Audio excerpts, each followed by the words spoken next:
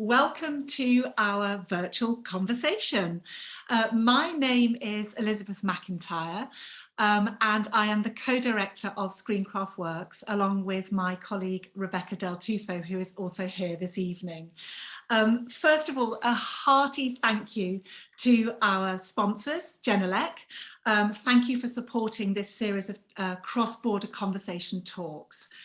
Thank you also to our mentor scheme partners, Brunel University London, who are operating the technical management of the talks.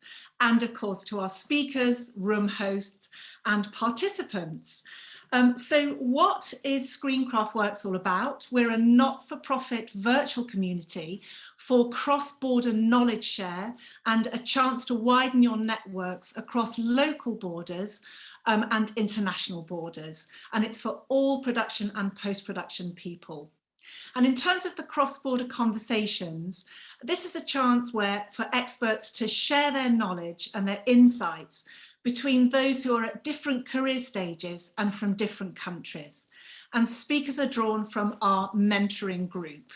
So I'm delighted to hand over to editor Tomoko Hirasawa, who is our host this evening. Over to you, Tomoko.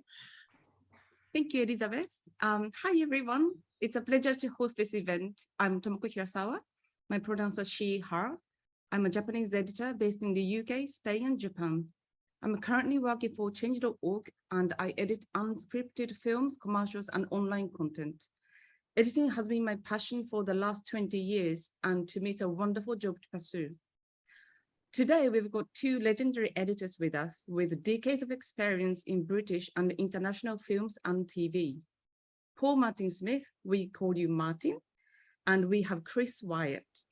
Thank you for giving us your time today, and it's really great to have you both here. So could you give us a little introduction to tell everyone who you are? Would you like to go first, Chris?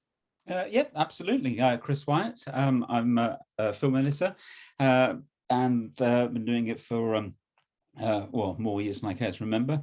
Way back in the day, I used to work as Martin's assistant, and prior to that, I used to neg cut lots of commercials and documentaries for Martin as well. So we've had a long sort of professional friendship relationship over the years. Thank you. Martin, would you like to say hi to the audience? Hey, hi. I'm Paul Martin Smith, Martin. And I've been in the film business since 67, first in the camera department, and then went over to editing and edited everything from music videos, news items, documentaries, commercials, and features. Lovely, thank you. So let's get started with a very important question. What inspired you to have a career in editing? Which one of you want to go first? Well, I think from a very, very early age, I felt I had the desire to work in the industry, but didn't quite know as what. It transpired that if I looked at all the jobs that were available, I wouldn't actually be any good at any of them, because it seemed there's a certain prerequisite skill in something else. But then I read somewhere about editing, and editing was described as somebody who decides how much of a black car and a white car you show in a car chase. And so I just thought, well, how difficult can that be? And so it was just one of those things. But retrospectively, what happened for me was that I found that, it became about, it was much more about thinking and dealing with a different kind of application. So you didn't actually need to have a physical skill. Martin's saying that he worked from the camera department. I didn't have any urge to go down that particular route. So it was good for me that he was something that was more, it was more about an intellectual idea rather than a different kind of skill set that was needed. And you, Martin, so you worked in camera department before you started working in the cutting room. What made you go that direction? Well, it's rather complicated. I was in theater, first of all, in school, and found my niche there. And after I was left school, I was hitchhiking across the East Coast. I came back home and decided somehow I wanted to get into something or other. I wasn't sure what, but I was down in a shop buying some pants. And the phone rang there, and there was an assistant who said, cross to the owner, "Hey, John, we got somebody who needs a runner on a film." And I went, "I'll do that." And ended up as a runner. And the DP was a German guy called George Vollmer, who I absolutely adored. And he took me on as his assistant cameraman, mainly 16. And for 2 years, we shot around Washington, basically news items and White House stuff and stuff like that. And then I produced a documentary, which again won some awards, called "The Animals Are Crying."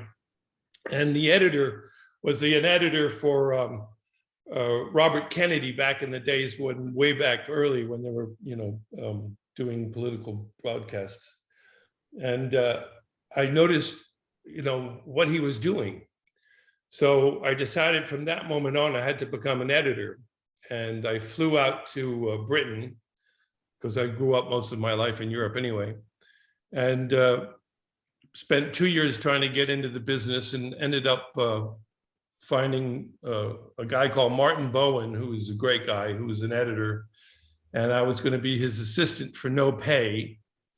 And eventually I actually started cutting a year later. I always wondered if that was folklore or not, because I remember you saying that. No, but wasn't it that you actually had a set? You said that you'd have a little set rate for every new thing you learned.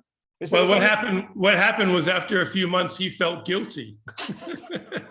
So then he started saying, "Okay, you're going to get 10 pounds for, if you can sync up rushes, and 10 pounds for if you make sure in the morning you call the lab to find out where the APs are." This is a commercial company. In the end, we were so fast, we would blow clients away how fast we were. But yeah, basically he became one of my best friends. And it was Barry Leith, who was directing stop motion stuff too, who was a part of the group. And I ended up by cutting all his commercials and ADing. I was also ADing at the same time. Yeah, I remember that also in years later when we went and did Arctic Heat, the old Born American. And you were the whole second unit stuff, and actually got most of, actually all the good action stuff as well. But well, it was interesting because, Rene Harlan was he was called Larry Harjola then, if you recall. And we ended up in Helsinki, and he fired 2 ADs, one after the other. And he called me up in the middle of the night and said, "Martin, I want you to come and AD this picture for me," because he knew I was ADing music videos and things like that, and then cutting them. And I said, "But cut the movie. We have to cut the movie." He said, "Oh, we do that later." So I ended up with the last half of the movie ADing it, and also second unit directing and camera work too. Really? Oh, I didn't know that. Yeah. Yeah, brilliant. Fantastic. So now we are going to look at some scenes from films that Martin and Chris have worked on. And after each clip, we will discuss the process behind it. And I wanted to start with a big one, the 1999 box office #1 film, Star Wars Episode I, The Phantom Menace. Martin, this is the film you edited. Would you like to tell us? Yeah, let me preempt it to an extent. This is a scene that we chose this scene because it was 6 hours worth of rushes. They shot 33,000 feet.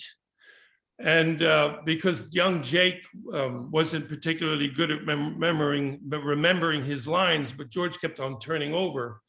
And so there were little bits here and little bits there, and it was all over the place. So in the end, the most important line, they actually, because of all the craziness in the whole thing, they missed the most important line, which was it's in the middle of the clip. He says, "So are you a Jedi?" And then so we had to go back and pick that up 3 days later or 4 days later or something like that. And then the other thing is George during the cut was saying, "Geez, you know, at the end, I wish I had a look from a young Anakin."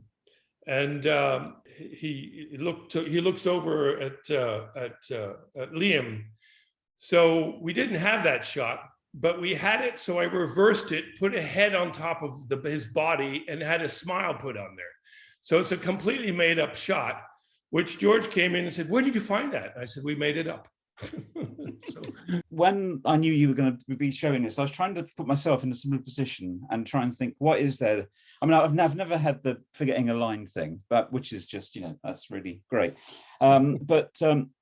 But certainly a scene of that length and of that magnitude with that kind of coverage. And there was a scene for me in a film called This Is England, where in the middle of the film is quite a crucial scene which shifts the whole emphasis of the film. And again, there was just so much footage, so much coverage. And I just remember for days putting it off and putting it off and putting it off and thinking, there's this thing that's sitting there, it's waiting for me. I know I have to address it. Yeah. And then thinking, okay, it's now going to be today. And I remember that decision, but I cannot remember a single editorial decision that I made while doing it. It's that whole thing about you go into this other place. Yes. And I remember the going in and I remember coming out the other end being shattered, but I actually cannot remember any part of the actual process. And I just wonder the same for you, and also Tomoko as well, a documentary where you're always dealing with vast amounts of footage as well. I mean, I just, you know, that whole thing about where do you start? How do you start? What's the way in? All that kind of stuff. I'm not just curious, you know, just know how that works. The other thing is looking at a scene years later, or a couple of years later or whatever, and going, why did that look so complicated? Why was that so complicated at the time? Look at it, it works. Yeah, absolutely. Because you have no recollection of how it went. Yeah. I think that when you talk about how much footage you go into it, you just got to start assembling stuff. You just put it together slowly. And I do exactly the same as you, Chris. I put off stuff. I mean, fortunately, I didn't put off that particular scene because we had the line missing, which I went, oh my God, we're missing that line. Are we sure? We're looking for it everywhere. There's certain scenes that I'll just, you know, this stuff will start coming in and I'll just leave it.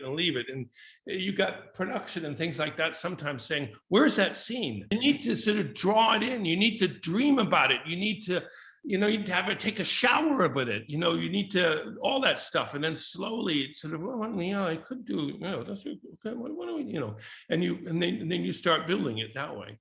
Yeah. And also, but I'm just thinking, because again, one of the major things as well about this, because, you know, this period for us, this was a huge kind of transitional change where we were going from a very mechanical way of working into the, you know, digitized, computerized time. We're now so readily doing those kinds of things of actually manipulating moments, but even just a fraction, but not even the whole frame. And I think that's also what's interesting about that, because again, that would have been very early on. I remember about that time when visual effects were just about starting, and so post house or those sort of computer places were just sort of doing weather replacement, you know, swapping out skies, that kind of thing. And that's the first time I heard the word terabyte. And, you know, going to this room and there's this massive, you know, machine which had, you know, hundreds of terabytes. And I thought, wow, that's amazing. You know, and here we are sitting with, you know, 5 terabytes on the desk. You know, it's just, but we know times change, blah, blah, blah, blah, blah. But I think it's important because obviously these things factor in, and all that stuff has to start somewhere. And to my thinking, that shot that you conjured up, that's one of the earliest recollections I think I can think of, where you were not only, you know, you were actually breaking down a character. So, you know, changing eyes, changing a face, changing a head, whatever. So it's actually it's a wonderfully kind of liberating thing, because we're no longer, because we both come from a period where you believe that what came out the camera was what you had. So, and that's what you had to work with. And that's all now changed, because you now look at something and you kind of think, well, it just doesn't have to be this anymore. You know, it can be anything you want it to be. Which is interesting, because that film with George, it was like we were talking about, it was like playing 3D chess. There were takes that we were taking, take two of one bit of one character in the same shot, and take 6 and putting it all together. And that also, that scene, which looks fairly smooth, there is so much blinking that Jake did, that he would always blink, and after he'd say a line, he'd blink and then he'd look over, his eyes would look over at Mom to see what she thought, which was not part of the story. And the amount of stuff we had to clean up because of that. Yeah. You know, it's interesting because it's interesting because there's a film just before that I did, because of Young Indie, we did a lot of this stuff, not blinking stuff, but a lot of making up shots and stuff like that. And I did a movie called The Matchmaker, which you worked with me on, and you ended up by cutting too. There was a scene where she's in a window looking at a guy, and they're going backwards and forth, and I'd split out the frame so the timing was better. Right. I remember the director coming up to me and said, no. After I told him, I showed him the scene and he went, oh, that's great. And then I told him what I did. He went, no, you can't do that. You can't do that. That's too expensive. No, you can't do that. So it was a learning experience for all of us. You both witnessed the really interesting turning point of technology from cutting film to digital.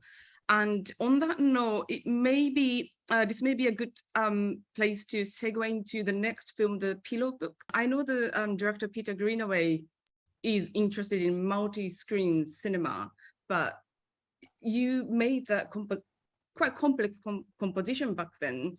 Was because out of your confidence in digital film editing, or is it how do you what was your approach on editing something like that? So I suppose in a sense it's kind of what we were just talking about with Martin. I mean, this was slightly before Star Wars, so this was not so this idea of actually being able to physically change characters within a frame, or changing their backgrounds, or changing their scenery.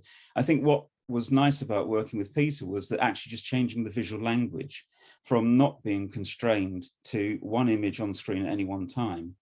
And obviously split screens, those techniques, they've been around forever. So it's not saying it's new, but I think that what was interesting for me was how we were manipulating the idea of a frame. And also, again, a pillow book is based on a book. And again, one of Peter's big things always has been about that film is no more than illustrated text, which I think I agree with. And I think that that's one of the cinema's great weaknesses. It's never moved on from that. Mm-hmm. So this was a way in which we could actually incorporate all those ideas. But again, not thinking of them as multiple images, but thinking of them as straightforward single composite images. And then, then there are other examples within the film where certain things happen, certain changes happen. You make that transference from one scene to another.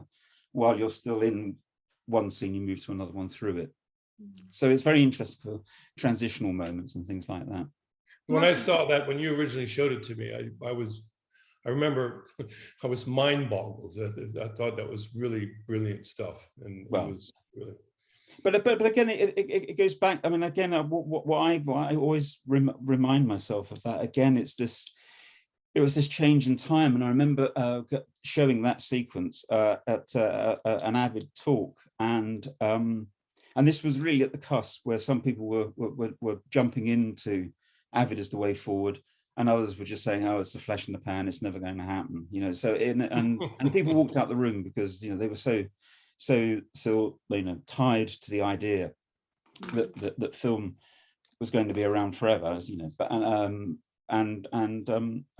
it was just interesting. But what I love about that is you can take this, and within a few minutes, this is actually you can start using it as an element in an edit. And that's interesting. I think that you're not one is not constrained anymore to actually just what you get out the camera. Martin, you were test bed for Avid when they're developing the software for the first time. And was the transition from film to non-linear editing, was it smooth transition for you, or was it a struggle? Well, I basically didn't want to do it at first because editing, the physical part of editing is like walking. It's automatic. You don't think about it. You know, trim here, need this bit there, or even in the digital world. So to have to learn how to walk again was a bit, oh, I don't know if I want to do this. And I was planning at the time to come back. I was being in London for 20 years, and I was planning at the time, my wife and I, to come back to LA because there weren't very many movies done in England at the time. And I got fired off a movie called, I can't remember what it was called, because the director got fired later. Anyway, so when I went to a 3D course with Avid, and my mind was blowing up. I just couldn't handle it. And finally, I got a job on Avid, and again, I went back, had a lesson, another 3-day lesson with actually the teacher ended up being a good friend of mine. And later on, I turned down a movie that they didn't want to cut on Avid because it was that changed my whole life completely, you know. The last time we very casually talked, you mentioned some editor didn't quite make it to the transition from film to non-linear, and you know that's when you think about it, it becomes like muscle memory how you edit, and yes, not such a big change. I'm glad you made it. So next clip I wanted to show was Behind Enemy Lines that Martin edited, that was released in 2001, starring Gene Hackman, Owen Wilson. Marty, would you like to set this up for us? Yeah, this is an interesting sequence that we early on, John Moore, this was John Moore's first film, and I had to convince Fox to do a previs, and Ted Galliano, the head of post-production over there, was on my side, and there were a few people going, "What's previs? Who cares about that stuff?" So the director went off to Slovakia, which is where we shot it, and I prevised with the team, David Dezorts and his team, for about 2 months or so. This sequence, which when we showed Hutch and a few other, and John, a few of the producers, one of them said, "Well, let's release this," joking, but because of this previs, the Navy pilots that were flying all the stunts had a call sign for each shot inside the previs. So we shot 1 day air to air and 1 day ground to air. And then there's very few VFX shots. Some of them are not particularly good right now in today's world, but on the whole, most of it's flying. So I know that it was a director's debut film on feature, and so I assume it was the first time you working with the director John Moore. He came from commercials, and he said to me once, I said that we were having some battle about something with the studio, and I said to the director, John, and he said, "They just gave me $18 million. I don't know what I'm doing here." So he was very self-effacing, and then but he knew what he was doing. So it's interesting. We had a lot of different openings to this movie. We had political movie openings. We had all sorts of stuff. And anyway, what was the process for cutting a sequence like this for you? For me, it was I turned the music up in my cutting room and then removed the seat and cut it standing up. And I was like, yeah. I was totally lost in the whole sequence. fantastic. I have to say, from my own experience of actually being in the room, Martin is the most naturally gifted editor I've ever had the pleasure of being in the room with. It just comes to him, just actually, it just flows through his veins, you know. And that is one of the great advantages. I think that's one of the great privileges for me, was to be actually in a room with Martin and actually see that happen. And that actually informed me so much in terms of going forward. But just to see that development of getting an idea and then seeing the execution, and then also about 2:30 in the morning phoning the director up and saying, you have to get in here and watch this sequence. And sure enough, he did, and it was great. But it's but I think some editors just have, I think, this natural ability. I think Martin is definitely, I mean, I'm, for example, watching rushes, I don't take meticulous notes. There are some editors who take meticulous notes. Well, whenever I try it, I always look back and I realize I've made the same note about if it's a 2-minute shot, I've always made a comment about the bit that's 40 seconds in and nothing else. So you think, well, but it's interesting because what I've done in the last few years, quite a few years, is I'll watch rushes. I'll watch, let's say there's 10 takes of a wide shot. I'll watch 2 of them, circled ones, and then the rest I'll just go through high speed just to get to know, including the close-ups and things like that, just to get to know the coverage. Yeah. And then when I go into it, I'll go to each individual take of the sections that I need out of it and just check it out that way. But absolutely. I don't sit there for hours upon hours upon hours of watching straight rushes. Yeah. I think we're similar on this as well, with the notion of almost leaving the script at the door, because actually by the time obviously it's the foundation on which films are built, and obviously one gets it in one system, but the minute you start getting material, it takes on its own life, and that's why we're film editors. That's why we're not script editors. But so I think it has to come from that instinctive process, that you actually just have to feel it. You have to feel that it's right. And I think that, again, that's another reason why I think it's so much about editors zoning out the background, because I think it's that. I had an assistant once saying, "Oh, Martin's in the zone."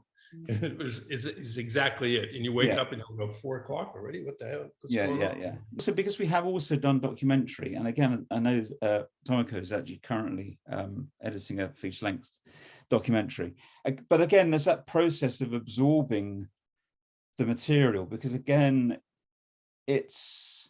because for me, I think, we're talking a lot about how changing elements of frames and whatever, or changing elements of shots, but there's something for me which is always great about going back to documentary now and again, because it feels so much purer in a sense, because it is for me the purest form of filmmaking, because some a team goes off, shoots a whole load of stuff, and there isn't really anything there until it comes into the edit suite. I've got a clip from a short documentary I edited a few years ago called Menaces Sumo School. And this film follows Japanese children at a small school on the outskirts of Tokyo. The scene I'm going to show is the 2/3 of the way in, where the children we are following practicing at school are now at the national competition, which is a highlight of the film. So Nikki, if you're ready, if you can play the Menaces Sumo School clip, please.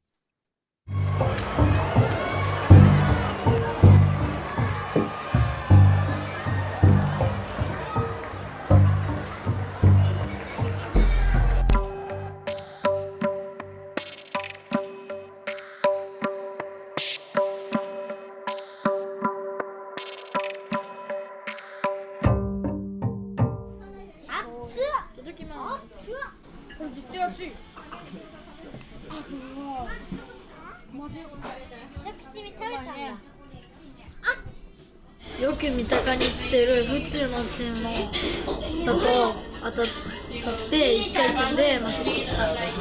慣れてたからちょっと油断しちゃった。俺より体重が大きい子に総当たりで全然抑えてて、それで余計に抑えて負けました。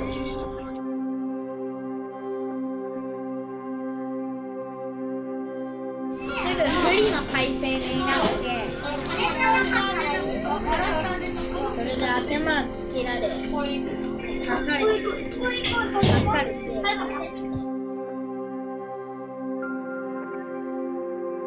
悔しくてなんか泣きたくなる気持ちがあるけど、でも相手は頭から来るんだとか分かって、何回もチャレンジしてやっと勝てるようになるのが嬉しいから、負けても悔しいっていう気持ちはあるけど次頑張ろうっていう気持ちもある。Oh, thank you. And how long is the whole film? 7 minutes. It's very short film, and I wanted to show you this because I wanted to talk about inclusiveness.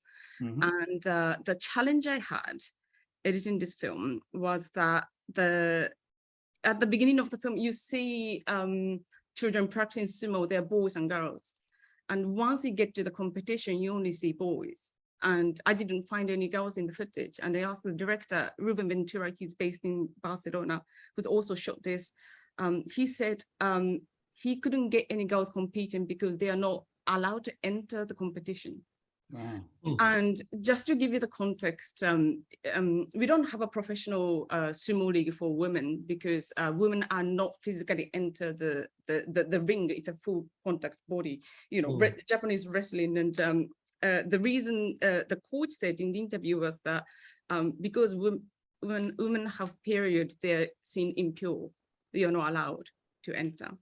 And that was quite, that if you're Japanese, this is a common knowledge, but what I didn't know was it would apply to also children.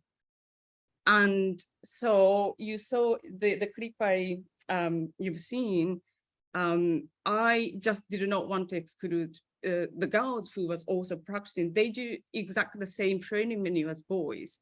And, you know, and the competition and the sort of, because it was the highlight of the film, if I don't have them in the film, I wouldn't be able to take them to the arc and journey of the film. And that wasn't because of their fault, it was because they are not eligible. Society. So that's so, you know, my takeaway, it had quite a big impact on me personally editing, having the chance to edit this, because I got, you know, my takeaway was quite simple, that, you know, filmmakers and editors especially can make a conscious and creative decision to be inclusive. And on that note, the inclusiveness and diversity has been the topic that's more and more talked about in the film industry. And you've been working many decades in the cutting room. I wanted to ask you what your experience was like, and if you see any change happening over the last few years. Behind enemy lines, I had an assistant who was a woman. I had my first assistant who was a woman. On Star Wars, I had a woman who was my first. On Arctic Heat, we had a woman sound editor. You know, editing is becoming much more, well, editing started off as a woman's career, and then slowly dissipated that. But some of the best editors around right now are women. Part of this is packaged with that transition. Because as Martin said, I mean, that on Arctic Heat, we had a phenomenal team of sound editors. And in fact, Alex Mackey, who's a wonderful film editor now, she was part of that sound editing team. But I think once that whole transition had happened, I think that then, even though we felt that we still, I think we all felt that we were in a much more positive place generally. But of course, recent events and the political landscape at the moment shows us that we never really were in a better place. You know, all of the horrible stuff was always just, you know, a mere scratch away. So I think that there was a failing, I think, but also as well, there were other battles. I mean, once when we were moving across to Avid, the whole restructuring of how crews were put together was an issue. It was very expensive to do it this way, and so one would end up cutting back on crews. You would only work by yourself. You would assist yourself because they. Well, that was mainly in the UK, I think. Basically. Yeah, that's true. I think what the pandemic did, it did show people did push back against it when, as editors, if you wanted to work remotely, there was always a pushback. You can't do that, you can't do that. But clearly, it did show that you can work remotely. Now, I know we're all not in favor of it. I know that Martin, very much as a very social person, wants to be in a room, which is absolutely fine. But the choice should be there. And I think also as well, certainly in some television, I mean, I will front load this by saying that I have worked with and still continue to work with the most amazing people. I've been very, very fortunate with the people that I have worked with, and seeing them go on and develop and become editors is the most wonderful, rewarding thing. So I don't have a single complaint about anybody that I've ever worked with, but certainly you would also get producers that would insist that they pick your team, which I think, if you're an editor, is not really right. I mean, you should have the choice of who you work with. So and one does try, but there seem to always be kind of obstacles. The film industry is always you can't find the entrance, really. This is what's so hard now, trying to actually say to people when they start out. And for me, it's always that thing about getting your foot in the door. And then you spend the next 40 years of your life trying to keep it there. And and even now, I don't ever feel as I've been actually invited in the room. So it's that thing that you're always trying to, it's always a struggle in a sense. And I think the other great problem that we have in the industry, or we certainly have in editorial, is this pigeonholing. Because again, I mean, as Martin said when he kicked off, he's edited on a wide range of stuff, and all three of us have worked in documentary, but we have been able to happily move between them and choose what to do if the right thing comes along.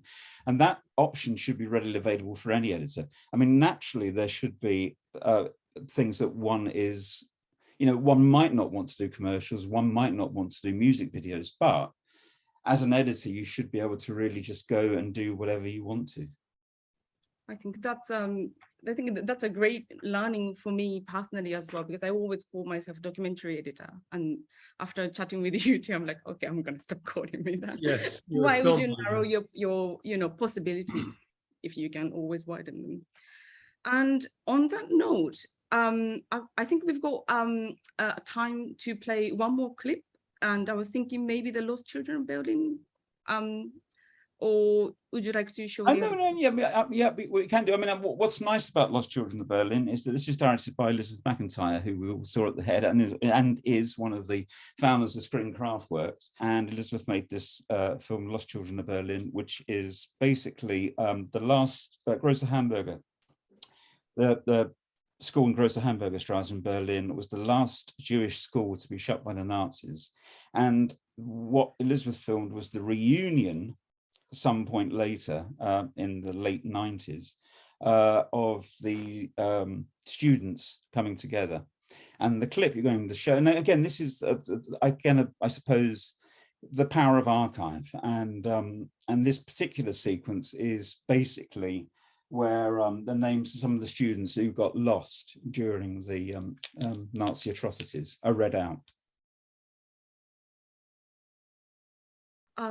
So before we close, I've got one question. I think it's about the first clip from the Star Wars that Martin showed. What was the turnaround time for finishing the 2 years? That scene? Oh, no, it's not the scene specifically. I think we didn't finish the one scene. It took 2 years to do the whole movie. Wow. Okay. Hope that answers your question. If we've got one, how do you keep? I know. I kind of know how one keeps the staying power going, but I mean, how do you keep re-energizing yourself during something of that length? Well, I was down at ILM every morning at 8 o'clock with John Knoll going through his work. Then I'd go into the cutting room, and the pace was very relaxed. It's a nice place to work. So that was never really, it was never a question of revitalizing or Right. From that point of view. Well, thank you both very much for your time today. It's been a pleasure. And sorry, the time flies when we're having fun. Elizabeth, would you like to have your mic back? Yeah, thank you ever so much, Tomoko. Thank you for your amazing hosting. A round of applause for Tomoko. Thank you to Martin, and thank you to Chris for the three of you and your conversation. Thank you to Brunel University London once again, and thank you also to Genelec for supporting this talk series. And for anyone who would like to come to our next free of charge talks, don't forget to sign up to our community via screencraftworks.org or info@screencraftworks.org. Drop us a line and Rebecca and I can answer and guide you through to joining our community, or how you can have our newsletter for information about our next events. So thank you once again, and see you next time.